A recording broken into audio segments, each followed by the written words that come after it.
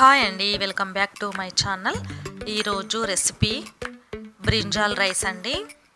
ఇంట్లో వంకాయలు 4-5 మిగిలిపోతుంటాయి కదా, ఎటు కాకుండా కర్రీ చేయలేము, ఏం చేయాలో అర్థం కానప్పుడు ఇలా మంచిగా రైస్ చేసుకొని తినొచ్చండి. మార్నింగ్ టిఫిన్గా అయినా తినొచ్చు, ఆఫ్టర్నూన్ లంచ్గా అయినా తినొచ్చు. ఇప్పుడు ప్రాసెస్లోకి వెళ్దామండి. ఒక ప్యాన్ తీసుకొని అందులో 2 వంకాయలని ఇలా చిన్న చిన్న ముక్కలుగా చేసుకొని వేసుకోవాలి.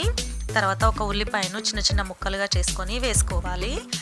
తర్వాత 2 పచ్చిమిరపకాయలను చిన్న చిన్న ముక్కలుగా చేసుకొని వేసుకోవాలి. ఒక రెమ్మ కరివేపాకు వేసుకోవాలి. 1 టేబుల్ స్పూన్ జీలకర్ర వేసుకోవాలి. 1/2 టేబుల్ స్పూన్ పసుపు వేసుకోవాలి. 1 టేబుల్ స్పూను కారంని వేసుకోవాలి. తర్వాత 1 స్పూను ఆయిల్ని వేసుకోవాలి. తర్వాత 1/2 టేబుల్ స్పూను సాల్ట్ను వేసుకోవాలండి. ఇప్పుడు ఇదంతా మంచిగా వంకాయ ముక్కలకి పట్టేలాగా కలుపుకోవాలండి. ఇలా మంచిగా కలుపుకోవాలి. ఇప్పుడు స్టవ్ ఆన్ చేసుకొని ఈ ప్యాన్ని స్టవ్ మీద పెట్టుకోవాలి. ఇప్పుడు ఈ వంకాయలంతా మంచిగా మగ్గాలండి. ఇప్పుడు మూత పెట్టి ఒక 10 మినిట్స్ ఉడికించుకోవాలండి. మధ్య మధ్యలో మూత తీసి స్పూన్తోని కలుపుతూ ఉండాలండి, లేదంటే అడుగంటుతుంది. వీడియోని చివరి వరకు చూడండి. సింపుల్ రైస్ అండి, చాలా టేస్టీగా ఉంది. ఇలా కలుపుకుంటూ ఉండాలండి. చూడండి, వంకాయ ముక్కలు మంచిగా మగ్గినాయి.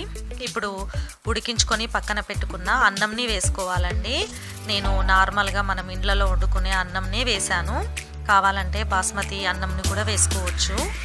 ఇప్పుడు అన్నం మొత్తం మంచిగా వంకాయ ముక్కలు కలిసేలాగా మంచిగా కలుపుకోవాలండి. ఇలా ఈ టైంలోనే మనము సాల్ట్ని కానీ కారంని కానీ వేసుకోవచ్చండి. కావాలంటే మీరు ధనియాల పొడి, జీరా పొడి కూడా వేసుకోవచ్చు. నేను అవి ఏమీ వేయలేదండి, సింపుల్గా చేశాను. ఇప్పుడు చివరగా కొత్తిమీర వేసుకొని మంచిగా కలుపుకోవాలండి. అంతేనండి, టేస్టీ బ్రింజాల్ రైస్ రెడీ అండి. ఒక బౌల్లోకి తీసుకొని సర్వ్ చేసుకోవడమేనండి. ప్లీజ్ అండి నా ఛానల్ని సబ్స్క్రైబ్ చేసుకోండి, లైక్ చేయండి, షేర్ చేయండి. Thank you.